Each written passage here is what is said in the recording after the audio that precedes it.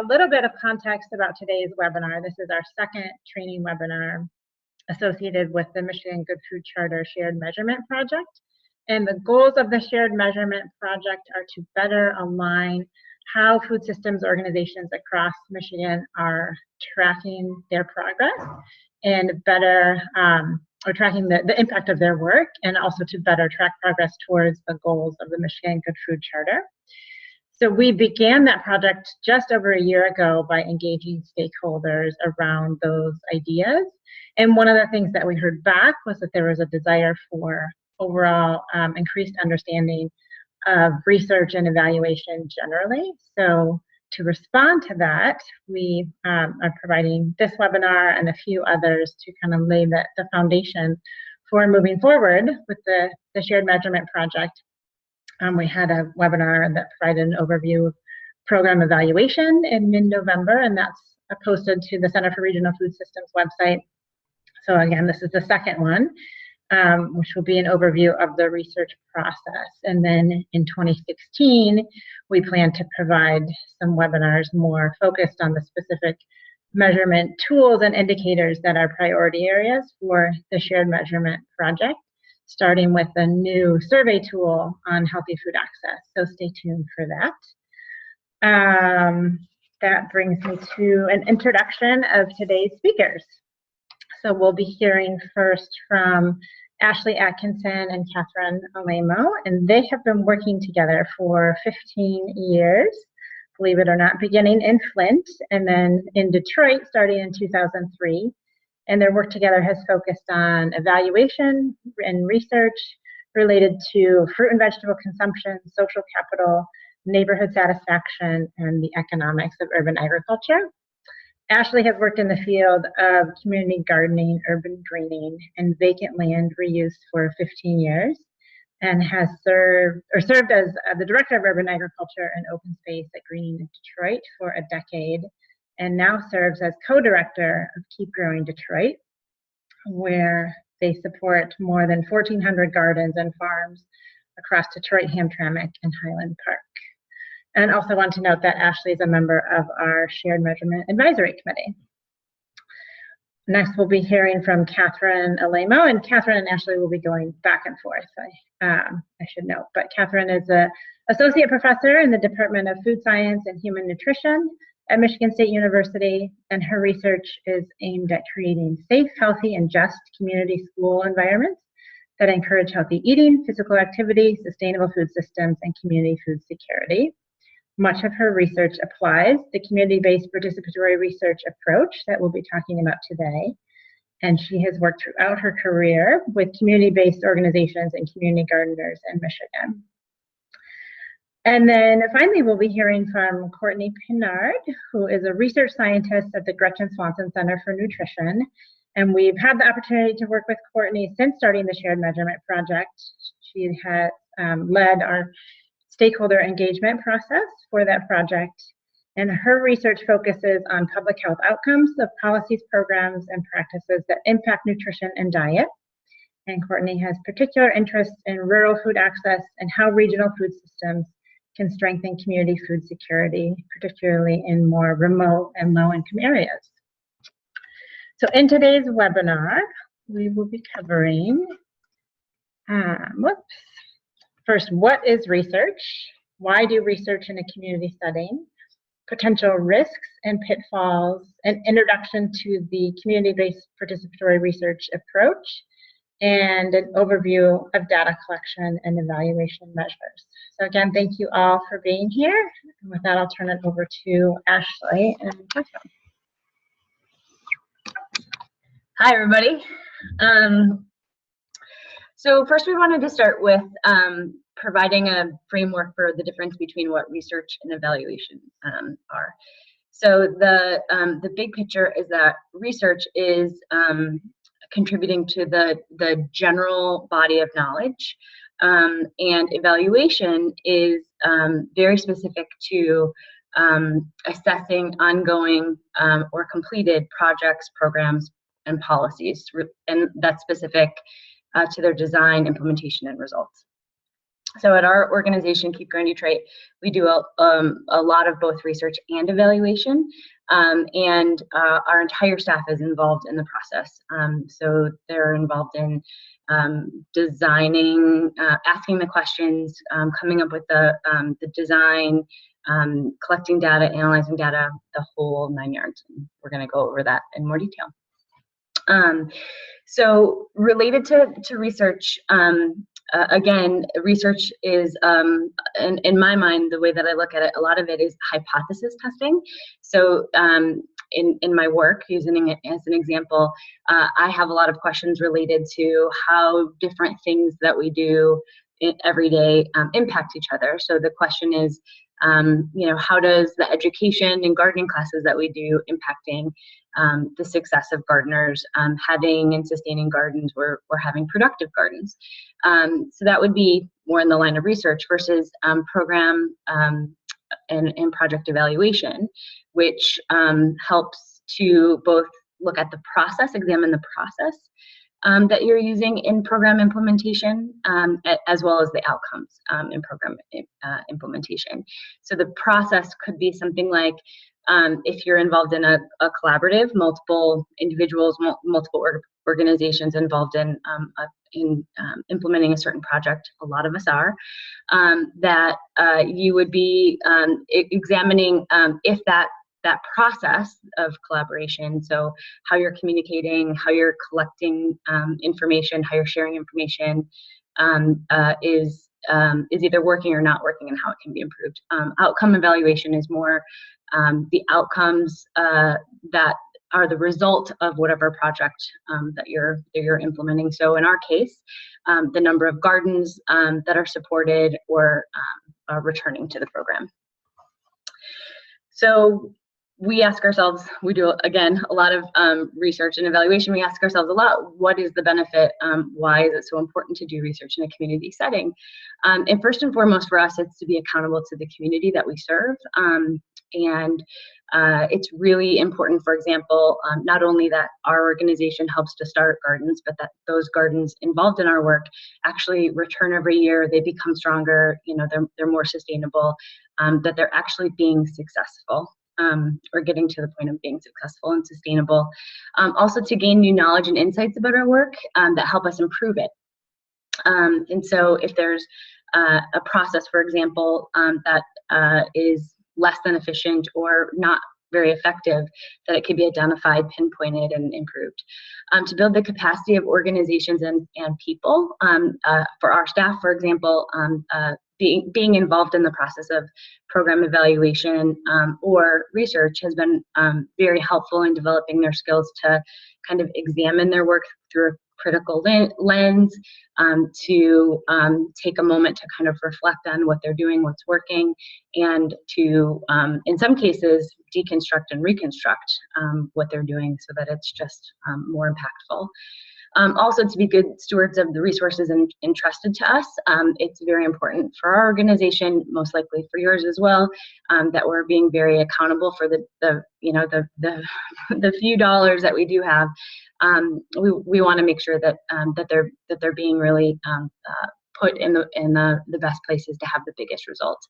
And then definitely very, very important to influence policymakers and funders, those people that have quite a bit of leverage and power in the community to actually make sure that the policies that support our work or the funds that are necessary for making it happen continue to be put in places where the results are evident, and then also to share what we're learning with our communities and other communities.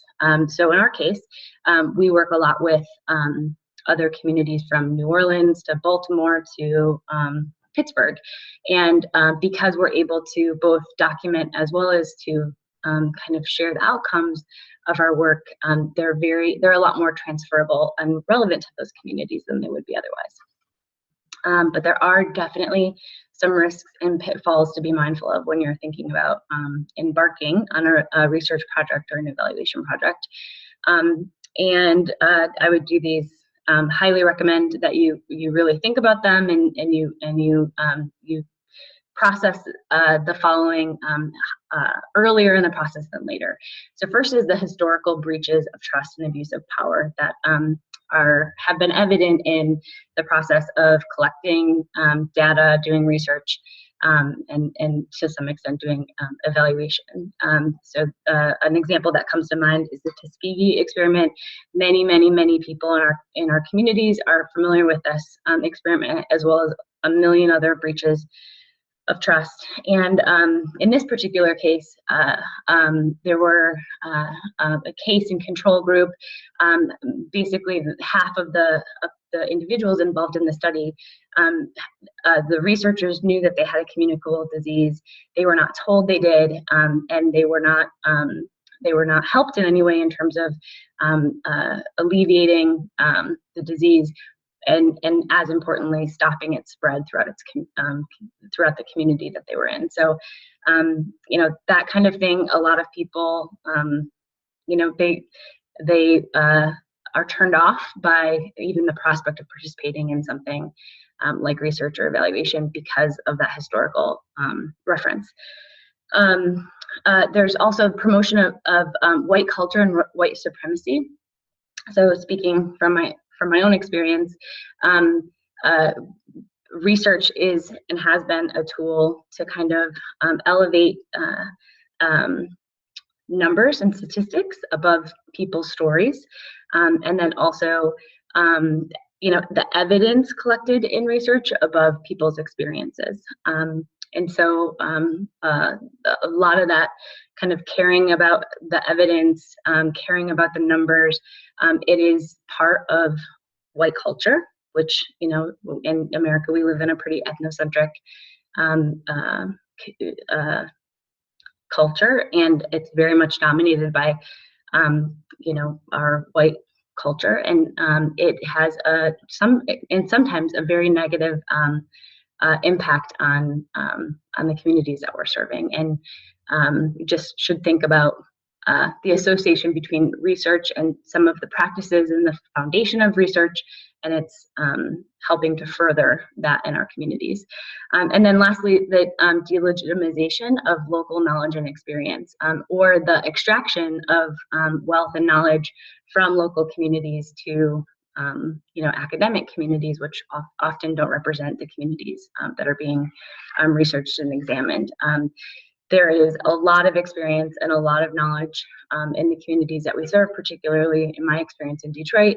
And when we are involved in research where the evidence is only important or relevant once a researcher says that it is, and then takes that researcher evidence back to the institution that they're in, it has or can have the effect of delegitimizing the local knowledge, the people that were really instrumental in creating that knowledge and that experience. And so all of those things really should be considered before embarking on a major research or evaluation project. Hi, so one approach that people who are interested in conducting research with communities can take is participatory research, or community-based participatory research. And it has processes in mind that can speak to the challenges and pitfalls that Ashley just discussed with us. And if you utilize those processes and are mindful of those potential pitfalls, then the possibility is for elevating the level of research and its ability to do good with the community. So community-based participatory research is an approach. It's a collaborative approach that enables community residents to actively participate in the research process. And there's different models of participatory research, but when you think of like the ideal model would be that community residents are participating in the initiation or conception of the research, the design, how and when and through what means the research is conducted, participating in the analysis and interpretation, and what summarizing those into conclusions, and then communicating those results with others. And the goal of this approach is influencing change in community health or social health systems, programs, and policies. And so you have this partnership approach where community members and researchers are actively coming together to combine knowledge and action for social change.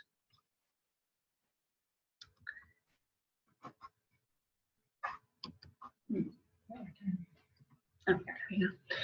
So sometimes people think of CBPR or community-based participatory research as a method, but really what it is an approach that can utilize any or all research methods to answer research questions. So it's really an orientation and how we approach doing the research.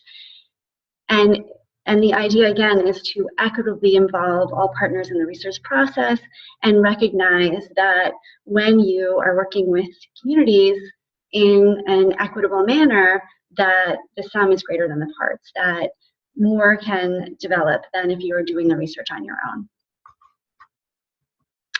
So why CBPR? We have many complicated or wicked health and social problems that are not necessarily going to be well suited to outside expert research. So that having the local knowledge on the ground and that expertise when asking the right research questions and finding the right approaches can be really beneficial if you're looking to solve a particular problem.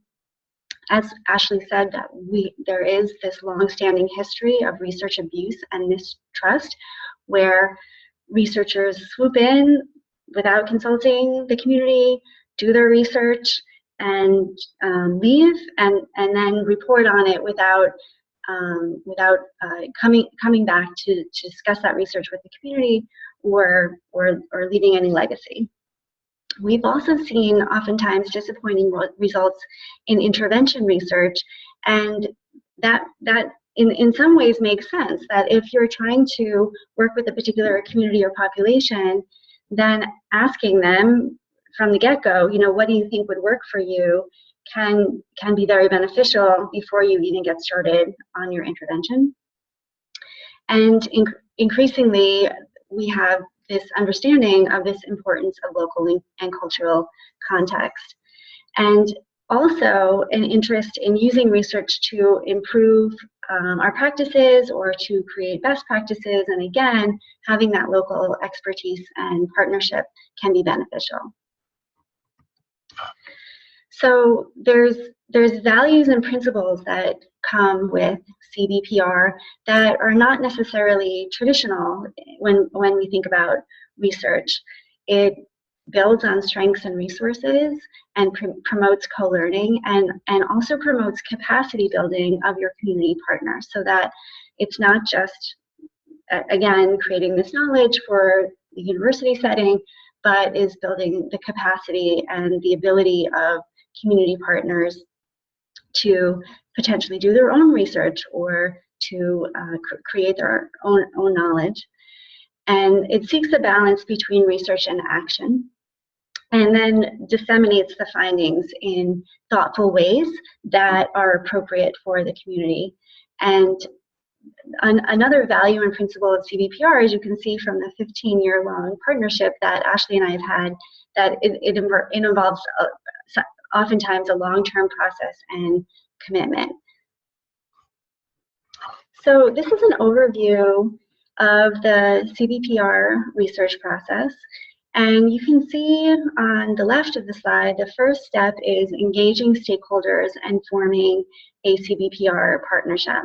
It's not always possible at the university level to form a partnership at the very beginning of your research project, but the best practice is to form a team as early as possible so that there can be a shared understanding of each step, and that can help you build forward throughout the research process. The next step is to assess community strengths and dynamics, and this can help you determine which direction you're going to go into. And I'm going to go through each of these in a little bit more detail in the next slides. Identifying priorities and research questions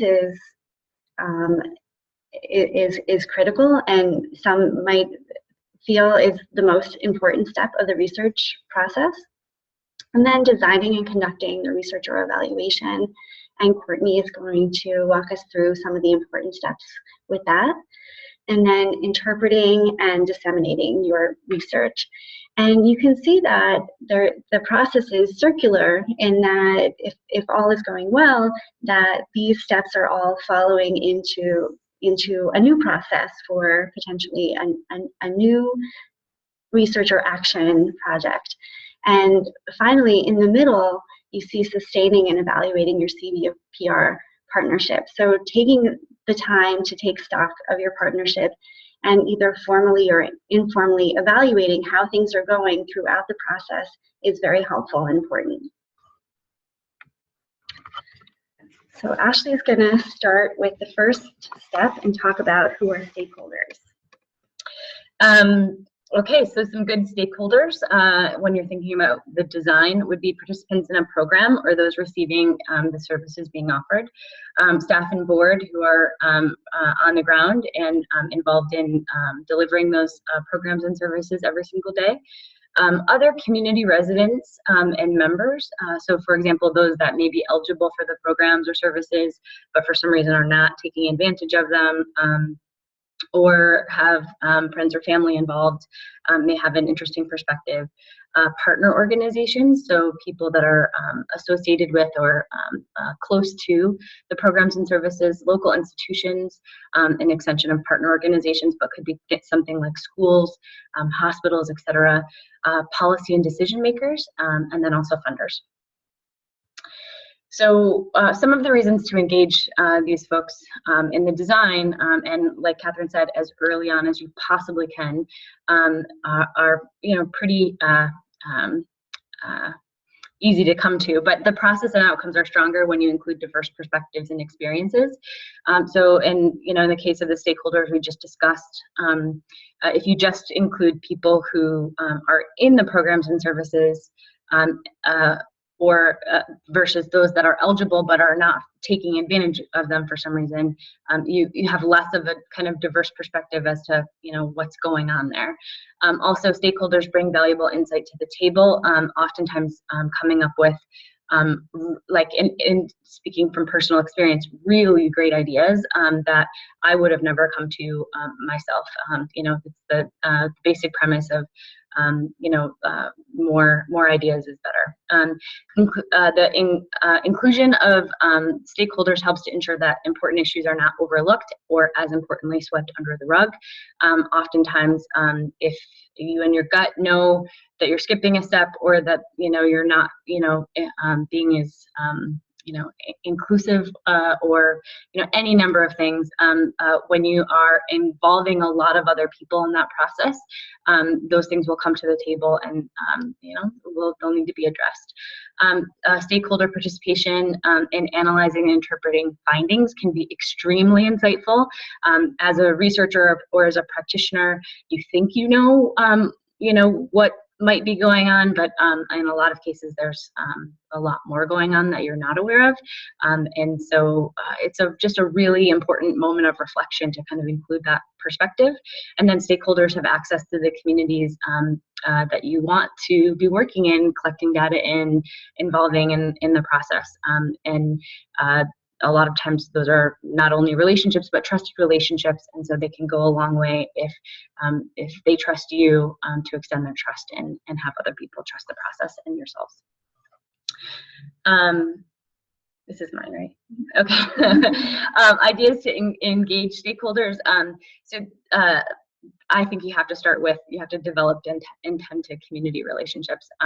My personal experience is that it's important to me that I live in the community that I work, and that if I ever wanted to work outside of the community where I live, that I had at least a very, very close relationship with multiple organizations or individuals in that community, so that I wasn't just going in blind or parachuting in like Catherine said earlier. Talk to people. Don't start with, hey, I have this research question, or I want to do this program evaluation. It's talking, but mostly it's listening. Be there, be present, have relationships, talk to people, listen to people. Don't make it all about what your priority is or what your agenda is. Surveys are great. They're clean and easy. They can be on paper, they can be electronic, they can be both. But at the end of the day, there's not a lot of back and forth with surveys. Interviews, there's a little bit more back and forth. However, they're usually, time limited, and you don't often go back to, continuing the conversation once the interview is complete. Focus group is more intense because there's multiple voices and perspectives. They have a chemistry oftentimes where one thought or idea is building from the next, and they can be a lot more fruitful than, say, an interview or a survey. Meetings, especially if they're routine and you're building from one meeting to the next. And then the best practice identified here is to form a research steering committee. We included this slide. I always kept this idea at the back of my mind when thinking about research design or designing stakeholder engagement. And this is a ladder of public participation showing basically citizen control at the top of the ladder and manipulation at the back, at the bottom of the ladder, bottom rung of the ladder. And to the right side, you see degrees of citizen power, degrees of tokenism, and then no power. So in essence, when citizens or stakeholders have the most power in making key decisions, very important decisions like what is the research question, how do we collect information, who benefits from collecting information, how will that information will be shared. When they have complete control, then there's really a degree of power there, and you're going to be stewards of those risks we talked about earlier in a more careful way.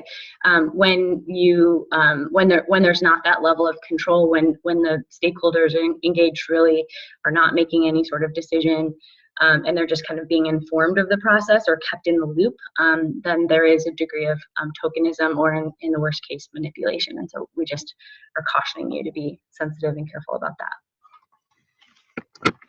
So now we're going to go through the blue bubbles. So the next step is assessing community strengths, gaps, and dynamics. And there's many ways to do needs assessments. There's informal ways where your committee has conversations to assess what their priorities are and what it is that they're interested in. And there's more formal ways. And a resource that I really like and wanted to share with you is called the Community Toolbox. And they had this website has many resources for people who are interested in action research, and so they gave examples of steps like describing the makeup and history of the community to provide a context for your data collection or your current concerns, thinking about what matters to people in the community when you think about where you're going to be focusing your efforts, thinking about what matters to stakeholders. And as Ashley was talking about, that diverse group of stakeholders, as diverse as you can get, the more beneficial is what I found. Describing the evidence indicating whether a particular problem or goal should be a priority issue. So if you've identified something as a priority, why have you identified that as a priority can be helpful for strengthening your case, for example, if you're going to funders. And then thinking about well, maybe we've identified this is our top priority, but there might be some barriers to addressing that, and maybe we want to table that right now because there's something else that we can work on together where we have more resources for. And that's just the reality of, of organizations and research too. So thinking about what those barriers and resources are. And then finally, putting all of the pieces together to state your priority issues that you would like to address with your group. So the next steps involve identifying your research questions, and working with your partners to choose an appropriate research question is among the most important steps in the research process. So we work at the university level with graduate students very intensely on helping them to frame their research question, because what you design with your what you say with your research question is really the bedrock of where the research is going to go. That you need to make sure that your research question is addressing the priority that you've just identified, and that it's exactly matching what you're going to be doing. So your research questions should be clear and concise, and it's through your research question that you're going to be able to pick your methods. Your methods need to match the questions that you have in mind. And some research is exploratory, where you're just discovering, what's the lay of the land. But some research has a hypothesis, and so when you are doing research where you feel like you might know where the research might go, it's good to have a hypothesis to assess what you think you're going to find with the research question, so that when you do the research you can say, well, we found what we thought we were going to find, or we found something, or we didn't find that, or sometimes you find something entirely different. So through the research, so community-based participatory research is an orientation, as I said, but you use traditional research methods to do the research within that orientation. And you're going to use the scientific method to design then and conduct your research. So we've already talked about making observations, thinking of interesting questions, and formulating hypotheses, and then developing these testable predictions. And what we're going to talk about next is what are different methods to gather data to test these hypotheses that we have, or gather data to describe a situation. And so we're going to turn it over to Courtney now. Courtney, are you still with us? Yep, I'm just going to start my video and unmute myself. Thanks, everyone.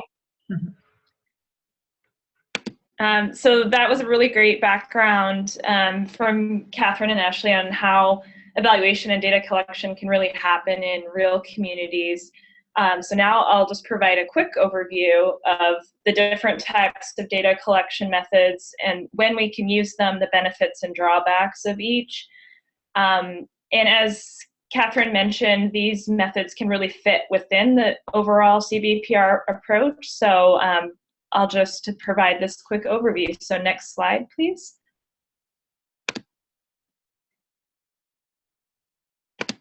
Oh, can you guys advance the slide?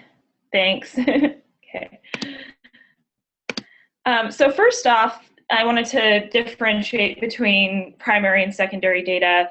Some of you may already be familiar with this, but secondary data is really data that has already been collected and is typically available and ready to use. Perhaps it's oftentimes collected by nationally by a government agency, while primary data collection is what we collect ourselves for a specific purpose.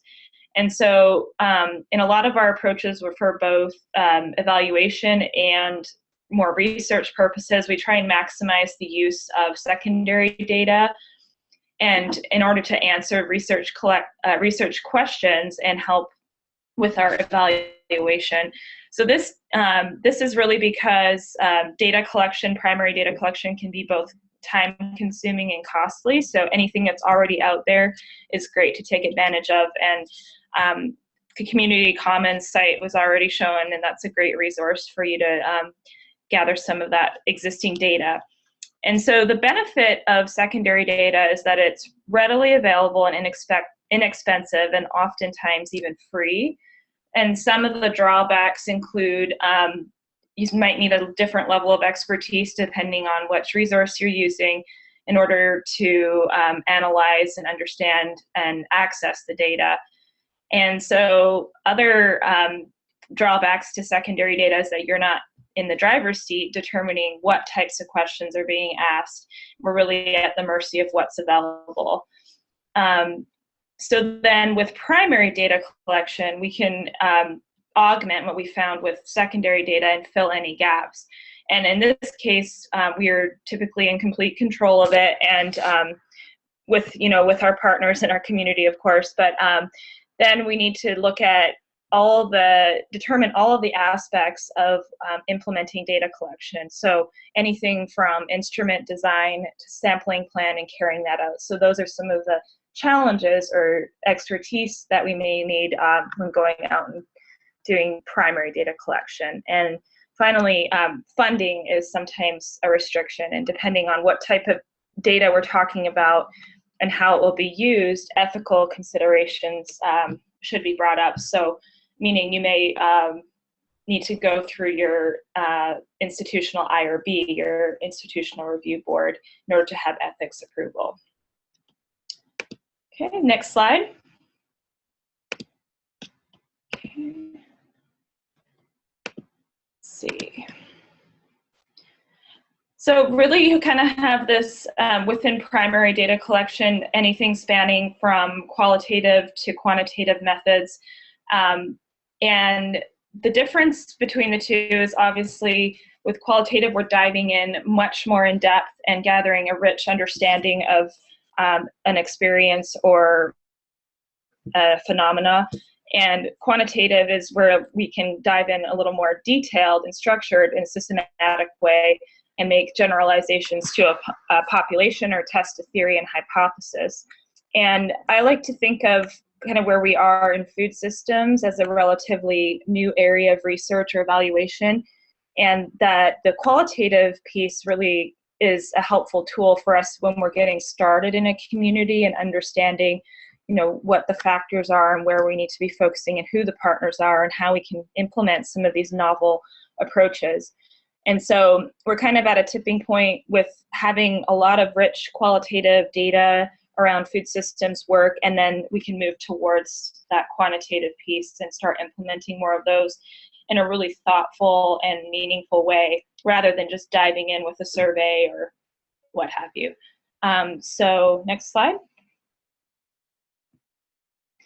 And one important note about qualitative methods is that we have to understand ourselves as the researcher is the tool in implementing this. So we're all going to have our own biases and sort of pre-existing notions of things, and that's okay. We just have to acknowledge that when we go out and conduct interviews and interpret them, acknowledge what those are, and just be open to what types of findings may come out of the interviews or focus groups. And you kind of have this intersection between what you have as a researcher in your mind, what the participants are actually saying, and then the actual phenomenon. So next slide. And so some quick steps on how to conduct good qualitative studies. As I mentioned, understanding the researcher as the tool, and really trying to dive in depth and find something nuanced about the social world. And so we're conducting this in the natural world. We're sometimes using different approaches. Could be really structured interview guides or less structured. It could be focus groups. And we're focusing on the context and what's going to emerge from these conversations, and is really based on our interpretations. So the basic method is to record and potentially transcribe. We don't always transcribe all our interviews. Sometimes just take detailed notes and have that recording to go back to.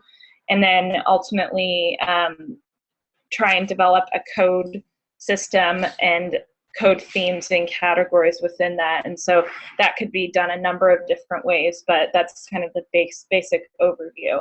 And then this can inform, what we do in our interventions or how we want to design further survey tools and what have you. Next slide. So just a run through of what it would take to develop a research question or evaluation question. So a research question is really going to be this clear, concise, and focused question about what you want to be looking at. So this has been, a huge challenge for a lot of people. I mean, I spent a number of years in university just honing this skill of what's a good research question. And, just when you think that you've narrowed it down enough, you need to narrow it down even more. So that's the kind of main strategy there. So the first step is really to identify the topic of interest, and then what do you already know? And so from a research perspective, we always turn to the literature. What's the existing evidence? What theories are out there? How can we inform what we know? But in the community setting, this is just as valuable. What is the community saying? What have you experienced? What is the common understanding of this? And so I think the CBPR would be a good way to kind of merge those two aspects. And then narrowing down the focus and adding specific language to limit ambiguity. So really honing it down. What is the population? What is the actual idea or constructs that we want to be looking at? And so I'll give you a further example on the next slide. So to walk through that in that middle column there, the example. So say we want to look at why there's poor fruit and vegetable consumption in our population. So we have this problem nationally, but we want, we're going to maybe be focusing on a specific area, region, neighborhood, low income, perhaps. So first, we would identify what we already know. What are the health behavior theories? What do we know about changing behavior in fruit and vegetable consumption? There might be specific theories that talk about knowledge or self-efficacy, which is like confidence and access issues. And then we want to ask, how can we increase consumption in a specific community? And that would be most likely low income, and then even further, okay, low income in Michigan, how about what size city? And, what region or what other kinds of boundaries we can put on that. And then perhaps we're more interested in identifying shopping patterns and behaviors and factors that influence those food-related decisions. And so that would kind of lead you to a potential question that would be, what are the important psychosocial factors that influence food shopping decision-making among low-income populations in medium-sized cities in Michigan? So that's detailed and specific enough that you can, go out and assess that in some way. And then the last column here is kind of ideas about what types of things you would measure within that. So even within that very specific sentence, what are the types of things that you could go out and assess? And this could be done qualitatively or quantitatively, and could be a marriage of primary and secondary data as well. Next slide. I don't know if there is any more. Let's see. So then, in terms of once we identified what we want to measure, what are these concepts or constructs that we want to look at, how do we design a survey tool? So this is just kind of a overview, broad, sweeping sort of tips on what it takes to conduct this type of research. So you would want to look at existing measures that are out there, where they've been tested, validity and reliability, basically specific ways of assessing how consistent is this tool in assessing these particular ideas, and how accurate is it. And then you want to consider, if it has been used before, has it been used in the population that you're interested in? So there may be cultural, even language differences across different populations. And then you want to potentially modify it, to be more relevant. I think a lot of us do that in our day-to-day work in terms of how we're using these tools.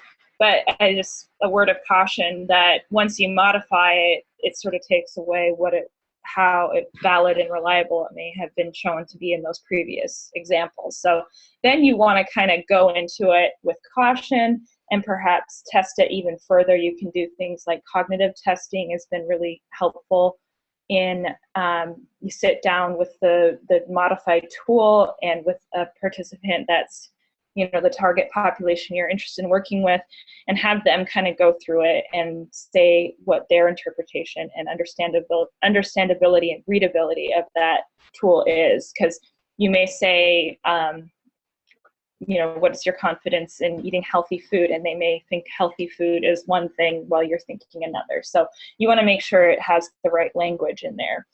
And those kinds of like pre-testing options can help, but we don't always have time or money for that. So the next is really just to decide how you're going to sample. So if you're targeting low-income people, are you going to focus on at a particular farmer's market in a neighborhood? Are you going to go door to door in a neighborhood? Are you going to ask participants that are already participating in a program that's maybe reaching those low-income participants already? So whatever it is, just put some boundaries on it, and then figure out a timeline. And oftentimes it's a lot longer than what we would anticipate. So always allow for some extra time if possible. And then, moving through the last few steps of entering that data, cleaning it, which really just means looking through and seeing if it's a smaller data set, you can just do it visually, anything that's outside of the scope of what would be a reasonable response, and making sure that it doesn't skew the data in any way. And then finally, some analyses. So saying that, I think I have one more slide, next slide. Oh, here's a few more tips. So like I said, reviewing those existing measures, oftentimes it's good to pull from the national surveys. So things like BRFIS, the Behavioral Risk Factor Survey, whatever the exact acronym is. But basically, these are things that have been tested nationally. They stand up well in different populations, but also an added benefit of using those same items is that you can compare your population to other populations, whether it be that national sample or that statewide or county level, usually. And so the wording of the questions, like I mentioned with the cognitive testing, we're looking at things like literacy level, understandability, and interpretation. And if you're looking at a survey item with a Likert scale response, which is basically what's shown on the screen here, Likert is usually 1 through 5 or 1 through 4, and agreement statements and things like that. You want to not bury more than one question within each response, so that cognitively the person going through it is focused on the thing that you're intending. And then response options, we see a lot of community-based work that tends to use the yes/no questions, which can provide a good glimpse at what's going on, but you don't get as much detail. And then when you're left with the data, it kind of doesn't tell you the full story that you want to hear. So that's why a lot of times we prefer the Likert scale, but there is a place and a time for yes/no answers as well, or you can have different options if you're ranking something. Sometimes you just want to know, what are the top 3 concerns in this particular issue, and you can have them rank. And then always look at how you will use this data in the end. So before you go and put all the effort in running out to the community and conducting a survey, is what will the scoring look like?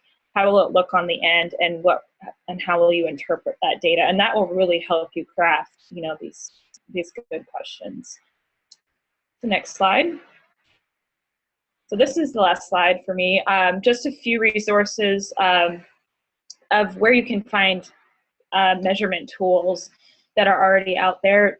It was already mentioned about Community Commons, and that's a good resource for pulling in secondary data, and there are other tools like that. But these ones on the slide are, you would specify your population, your area of interest, and then it'll pull up examples of existing survey tools. So the first one is NCORE, it's the National Collaborative on Childhood Obesity Research. So those tools are going to be mainly relevant to childhood obesity.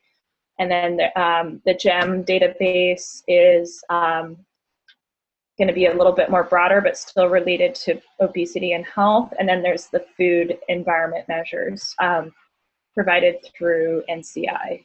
So those links, hopefully you can pull them up later. And there, if you have any other specific areas, I'm sure there's a way to look up tools and a database out there. These are just a few. So that's it from me. I don't know if we have any more slides, or we're going to open it up for questions. Just a few more to finish up the process. I need to click on it. Okay. So when you're going through the processes that Courtney just explained, you want to make sure that you don't forget about protecting human subjects. So all research with humans should be approved by an institutional review board charged with protecting people against harm. And what do we mean by a human subject? We mean a living individual about whom an investigator conducting research obtains data through intervention or interaction with the individual, or identifiable private information. So whenever one of the best ways to avoid the pitfall, some of the pitfalls that Ashley was discussing, is to make sure you're working with an institutional review board that's charged with protecting human subjects to ensure that your procedures are well done.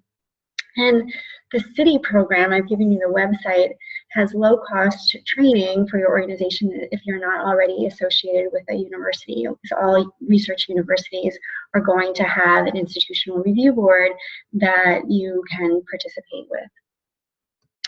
So there's three guiding principles of IRBs, and basically two general rules, which is first, do no harm. And the second is to maximize possible benefits and minimize possible harms. And when following those rules, you're going to be looking at these principles of respect for persons, beneficent, and justice. So every person has the right to determine what will happen to them, and so their participation must be voluntary, and that must be spelled out in a consent form that you would have a participant sign that it is their choice whether or not to participate in the research project, and special consideration should be given to potentially vulnerable subjects. Risks should be reasonable in relation to the anticipated benefits, and they should also be justly distributed. So whoever is receiving the burdens of the research should also be receiving benefits of the research. And finally, one thing to keep in mind with the kinds of data that you might be collecting, or all data that you're collecting on people, is to make sure you're protecting confidentiality and thinking about where your data is going to be stored and who has access to that. And the best practice is to restrict access to the data only to researchers and staff who've completed training so that they know how to appropriately protect that confidentiality, having password protected files or data in locked cabinets, and not storing data on a laptop that can be lost or stolen. So we've collected our data, and the next step is interpreting research findings and analyzing. We haven't discussed in much detail, but that analysis and then the interpretation. And in the work that I've done, there's been various levels of stakeholder participation in data analysis, basically depending on the resources, and it's primarily the time and the resources of the community. Oftentimes we have we work with students at universities, or we have the resources to do that data analysis. But one thing, so if the analysis is being done primarily at the university setting in these types of partnerships, one thing that's extremely important is making sure that before findings are solidified, that there's that presentation of preliminary findings to team members, and that there's iterative feedback between community partners and researchers, so that everyone can participate in that interpretation. And I just have one example from research that Ashley and I did in Flint, where we did a community survey and asked people if they participated in a community garden, and also had several constructs about crime and fear of crime. And we also asked people if they participated in a block club.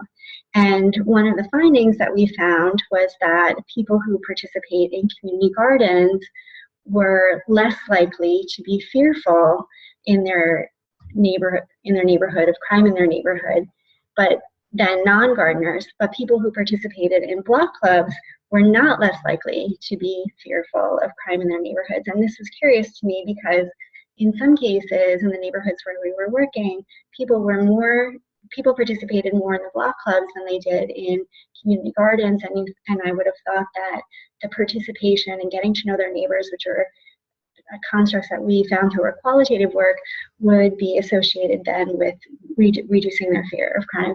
So we took those findings back to our team, to our community partners, and we said, you know, this is this curious finding.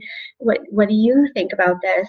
And they said back to us, oh, this totally makes sense to us, because when we go to the block club meetings, we hear about, you know, this neighbor got broken into, or the police come and give presentations about how we can secure our houses, and our fear raises when we go to those block club meetings.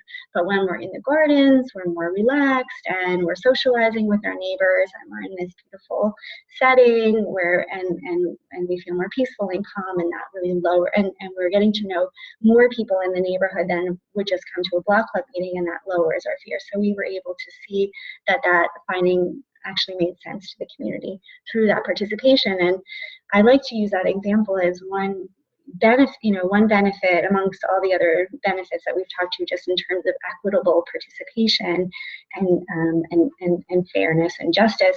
But also, it just makes the research findings that much more valuable and meaningful when you have that kind of participation. So then there's disseminating the research findings. And so there are many, many options and opportunities to disseminate whatever you find. Researchers are very concerned. You'll hear scholarly articles, journal articles over and over and over again. And those are immensely important tools to get information out to the academic world, to pique interest in studying something further, to gain credibility in that setting. There's also politicians and decision makers who I think it's weird that they don't understand that gardening increases consumption and access to fruits and vegetables, but apparently that is an assumption everyone has, and there needs to be evidence, and that evidence needs to be shared in a compelling way to decision makers at all levels, so that there are additional resources in our communities and policies that facilitate the things that we know work in our communities. There's also things like newsletters, the media. One time after we finished a storytelling project and book in Flint, we actually took the show on the road, and members of the storytelling committee flew to JFK and got in a limo and went to the American Community Gardening Association to present the findings at a national conference. They were very excited to be a part of. And then also there's examples like this, one of our most current projects, a storytelling or story sharing project where the folks in the that were interviewed and involved in the work were not only able to read and edit the stories that we would like to share with folks, they were able to decide when they're shared, how they're shared. We offered a professional photographer so that they made sure that the images that were part of sharing their stories were really exciting to them. And I think it's working because this is one of the first stories that has been published, Rufina Vargas's story. Rufina has shared this on Facebook and a number of other outlets and has gotten like hundreds and hundreds of positive likes and posts on his Facebook page. So he's really excited about being part of the project, and I feel like that's an example of when something is working. So we're going to do the slide together. So, and just seeing that story is one of the benefits of being a researcher to work with community partners, because Rufino and I did that interview in March of this year, and so finally like seeing that whole thing come together, and I didn't know about all those likes and Facebook posts until Ashley just said that. So it's exciting to see the results of your work in that way. So we wanted to end with some lessons from long-standing partnerships, and I guess I'll just put us both on the camera since we're sharing this slide. So one of the things that has been really helpful is flexibility. When I first moved to Michigan and wanted to work with community gardeners, I met Ashley and the group that was working in Flint, and I came in as a nutrition and health researcher and wanted to focus on the benefits of community garden for health and nutrition. But it turned out that the gardens had been funded through a violence prevention collaborative, and the gardeners were actually interested in neighborhood dynamics, neighborhood development, social capital, violence prevention, crime, etc., and they really were not focused on health and nutrition. And so as a researcher, I had to be flexible and learn a new literature. And luckily at that time I had time in my job to do that. And what I found is that flexibility really pays off, because in any partnership or any relationship that you have, when you're able to follow the lead of your partner, then at other times they're able to follow your lead. And so then going into the next thing, patience and timing. So I've maintained my interest in gardening and health and nutrition. And when Ashley moved to Detroit, I remember getting a phone call from her saying, we're really interested in gardening and nutrition and health, and would you like to work on a project with us about that? And so, having that patience and understanding that there's a time for everything, that things come in good time is helpful. So those of you out there that know me know that sometimes I have issues trusting folks right off the bat, and a lot of that is because of previous negative experiences, particularly with researchers and folks doing academic work who enter a situation in a position assuming a lot, and definitely not being used to being asked questions about who benefits from the work, how will the work be shared, how will it be participatory. And so over the years, having this long-term research relationship, we've developed trusted relationships that allow for that tension and difficult conversations at times, so that everything can really be laid on the table in a way that you trust that the other person has good intentions, and that you're not needlessly being, if you feel like you're being put through the ringer, you're not, there's a reason behind it, and the intent is just to kind of make sure that you're putting everything out there, and being careful with the trusted relationships that you have on both ends, in the community and in the research setting. Were you going to talk about curiosity? Oh, I was. Curiosity and continuous improvement. So I don't know, for those of you practitioners out there who have been doing this work for a long time, you can kind of get lost in the weeds sometimes. And I think one of probably the most important benefits of our relationship is that it's allowed me this kind of long view of the work.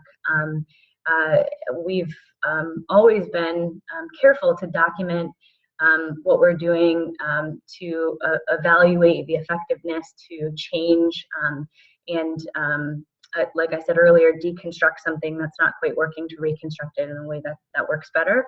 And I don't know if I would have had the stamina to kind of stick with it or to be excited you know, in the same way that I am about seeing the what's now evident as systems or structural change that I'm seeing and appreciating in our work, versus if I wasn't always engaged in evaluation and continuous learning, I don't know that we would be really striving for some of the kind of bigger, interconnected, more complicated things that we're striving for. And then lastly, sharing resources. So one of the beauties of having these kinds of partnerships is that we each have different strengths, and so we're able to combine those strengths for a larger whole. And you know, for example, Ashley and I are always very open about looking at our sharing the budgets of the grants that we're working on, and making sure that everyone is getting what they need in order to accomplish a particular project. And we're also really generous with time, so sharing potentially, I have students come to me all the time looking for volunteer or research experience, and so sharing students with Keep Growing Detroit is just one example of an organization that students have been able to participate with, and then you know, all of the access that we have then to the work that's going on in Detroit through our partnership. So to make the research better. So those are lessons. Awesome. Thank you so much, Ashley, Catherine, and Courtney. That was a really great overview with a lot of insights and examples from your experience. So at this point, I'd like to open it up for questions for any and all of our speakers. Just give us a minute as we moderate this. So first, how you access the knowledge, or how much training is involved to ensure community resident stakeholders understand CBPR before conducting the research? Can you do that? So it varies. So how do you access the knowledge, or how much training is involved to train? So you're talking about training maybe for the residents? For the community For the people? community residents, For the community people. Yeah. So it varies. So we have a community team right now with Keep Growing Detroit.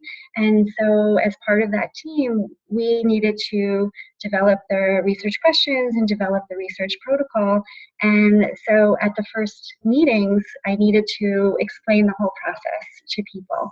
So we had some training about that, so that they could understand the you know, where we're starting and where we're going with the research. And because Ashley and I worked together so long, we did that together. It was not something that, you know, I came in as a researcher to do, but we were able to do that training together. And then what we were working on was interviewing gardeners and farmers. And so we collectively decided that some of the steering committee members wanted to do those interviews. And so then I had a training for them on how to do interviews, and we did practice interviews. And so we, you know, so the training is kind of based on the needs of the particular project, and it gets incorporated into the process. Okay. So we also had a question about, is there ever a point where there are too many stakeholders, and is there a point where you'd want to cut off participation?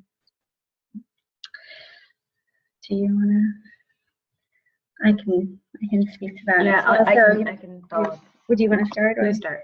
Okay, so right, you really have to be thinking about your project specifically. And I've been in projects where there was only one partner, and I've been in projects where there were like 30 different partners. And you really have to be thinking about the scope of what it is that you want to accomplish, and also how many partners are needed at the table to accomplish what it is that you would like to accomplish. So it varies considerably. What I like to think about participatory research is that it's an approach, and there's this ideal out there where you have participation by a large team of all the stakeholders in every step of the process, but that's not always the reality in terms of your resources to undertake the process. And so just being thoughtful about what your resources are and what the project is, and I hope I'm being helpful here, but it's really very specific. And I have not ever been in a project personally where there were too many partners. So again, sometimes you need that many partners, and so just personally, I can imagine that might happen, but personally, that has not happened. That usually more people participating makes the project more relevant to the community. And I'll just chime in and say I think it's a blessing anytime anybody wants to participate, and so I think it's our responsibility to try to figure out, what's at the root of the desire to participate, and figure out a way to make sure that there's opportunities for everybody to participate. So, we went through various levels of participation, from being on a steering committee to participating in a focus group or a survey. And I agree with Catherine. I find it hard to believe that there's not one or multiple ways to kind of work people who have expressed interest in participating in over time.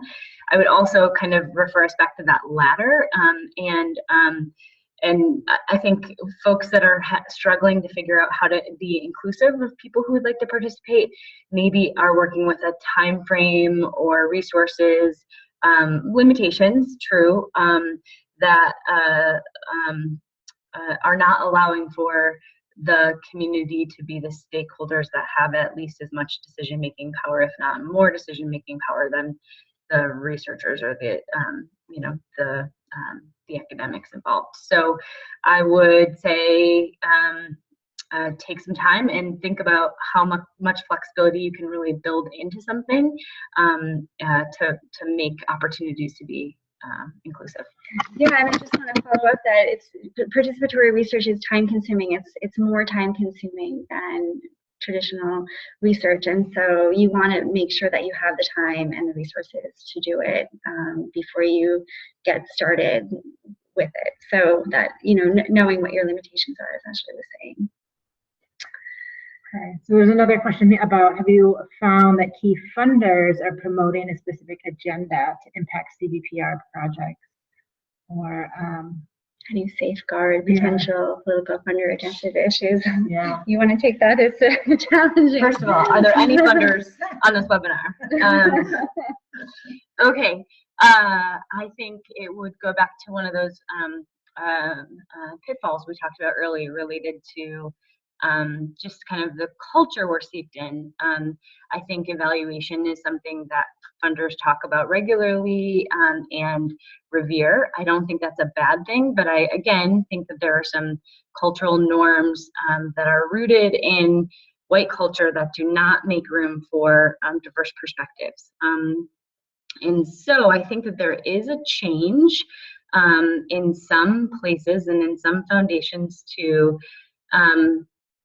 dig into that a little bit deeper, unpack it, be more flexible.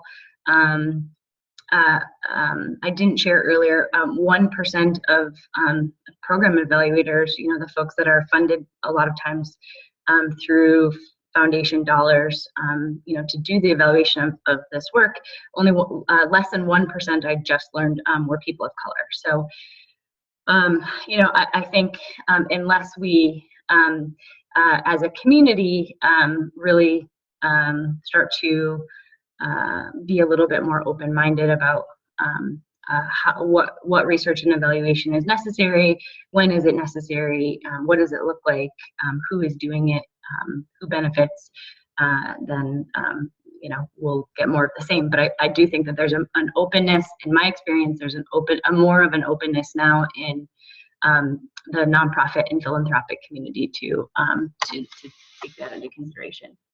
Yeah, I agree with that, more openness. So we've been at this a while, and yes, more and more the funders will even say that they want to see community participation. I was just working on a grant last week. They want to see community participation up front, and more you'll see that they might offer planning grants, so that gives you the space to work with your partners to come up with your plan prior to because the traditional funding mechanism doesn't really work well for CBPR, because by the time you have to do all of this work up front that might be costly to just get to the place where you've identified your priorities and have your research question, and but the funding comes only when you have that research question. So these planning grants are very helpful.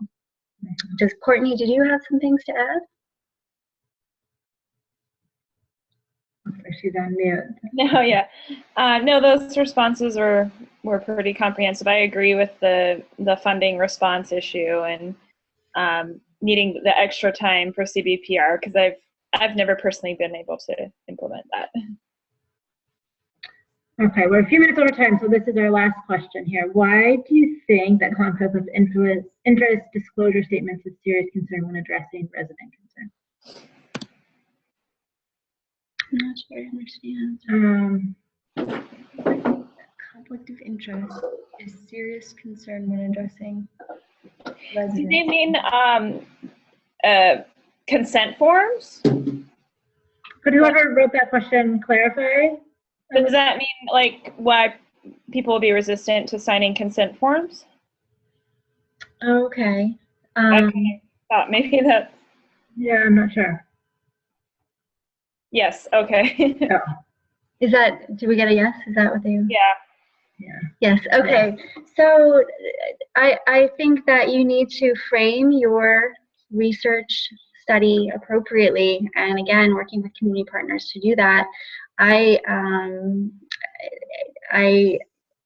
can have, I've participated in larger projects where the work was not done, the background work was not done to make sure that the participants that we would be working with would fully understand the importance of the research and why it might be beneficial to them, in which case you're going to get a much lower rate of participation than you would otherwise. So I think that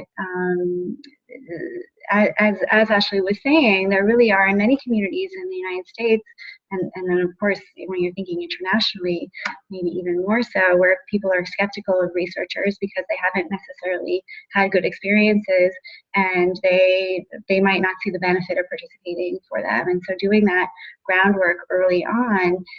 Actually, I have this great example with this. We were doing, this is a long time ago, we wanted to do a survey of gardeners, and so then we found phone numbers matched of people that lived in the neighborhoods of the gardeners, so that we would call. She's looking at me, she doesn't remember this. Oh, no, I do.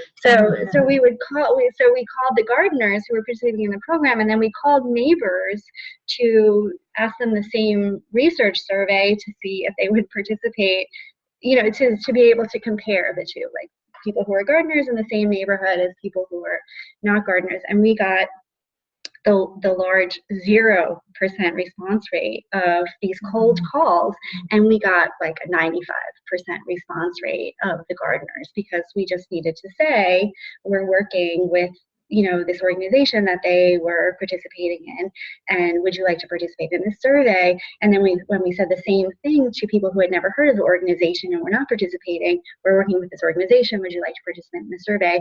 They said, no. So we had to find a different method, which we were able to find a different method to find comparisons and carry out the research. But people are skeptical, I think, in certain communities, and in some communities they're not, so it really varies. Yeah, and I'll just add quickly that the language in the consent form can be really intimidating, and it seems very, legal and just official. And so walking the person through that, so having that groundwork and relationship ahead of time, but then when you're consenting with someone, you're explaining, okay, this is the highlight, this is what this section means, and this is why we have to state it this way, or what have you, so that they're comfortable with signing it too. Right, and working with your IRB I've gone back and forth with them many times, like, people aren't going to understand this, well, you need to have this in there, back and forth where you finally can get it right. And then taking that back so the committee, basically reviews the consent form and suggest changes to, make it clear and more readable, and address all the things that they would because their peers be concerned about in a consent form.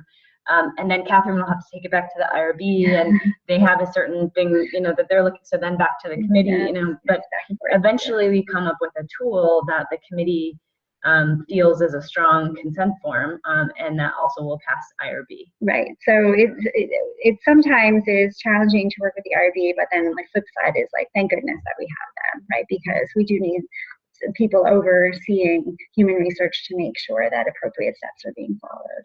Mm-hmm. All right, great. Well, we will end it there. We're a little over time, but that's because our presenters had so much great information to share with you, and you all asked some really intelligent, great questions to round out our discussion here. So thank you again for joining us today, and we'll again make the recording and slides available. We'll send that out once they're posted. And have a great weekend, everyone. Thanks. Bye, everyone. Bye. One thing I think we should talk about.